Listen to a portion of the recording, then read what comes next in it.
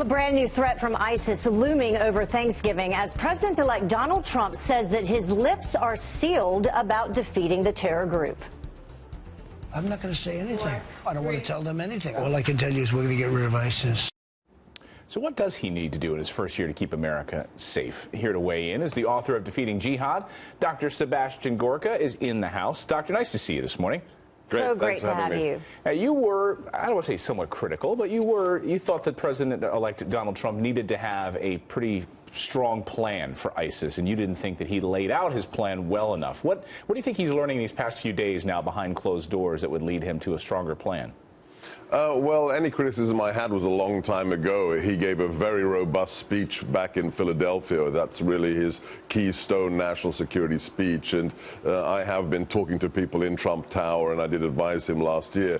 The key elements are very simple. Number one, we have to get political correctness and censorship out of the threat assessment. The idea, for example, as we have under the current administration, that you could have an attorney general censor and remove words from the transcript of the Orlando shooter's 911 call, removing reference to words such as Islam or jihad. That has to stop. That's outrageous. You can't have politics in the threat assessment.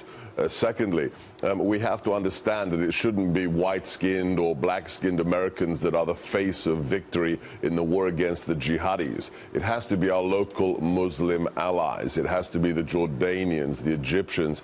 So Mr. Trump is going to have to rebuild all the Middle East relations that the Obama administration has practically destroyed. All the governments he's dissed in the last 8 years have to be treated as friends and allies again.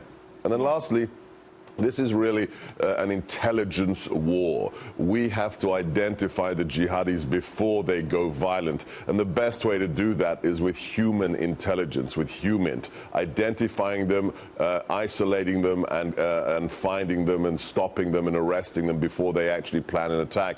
And the best way to do that, honestly, is to use the kinds of things, the kinds of programs the NYPD has developed since 9/11. Exactly those kinds of programs that Mayor de Blasio has tried to shut down. Yeah, Dr. Gorka, I did want to ask you this, and if we could bring up this map or this list of states, because I think this is really telling for people at home.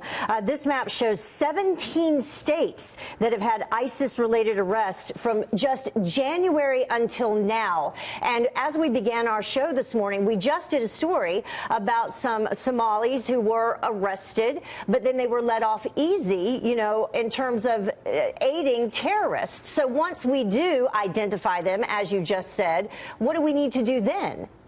Well, yes, I mean, this is the really disturbing reality. If you look at the last 2.5 years since ISIS declared caliphate, we have killed or arrested 124 people in America that are ISIS terrorists. That's crazy. That's more than we're arresting per month Al-Qaeda terrorists. So what do we have to do? We have to prosecute them to the full extent of the law. And if they're individuals that we've picked up somewhere else and we're detaining in Guantanamo Bay, you don't let them out. I mean, we have a 40% recidivism rate from Guantanamo Bay. When we release jihadis there, almost half of them we pick up or we find are fighting jihad again in a battlefield within a matter of months. We have to stop that. If you were watching the special report last night, there are some concerns in Washington right now among the generals. What kind of a president will President Trump be? He had said during the campaign that he knew more about the generals than, in ISIS. What kind of a president do you think he'll be? A much better one than President Obama. Look at the interview he just gave to 60 Minutes.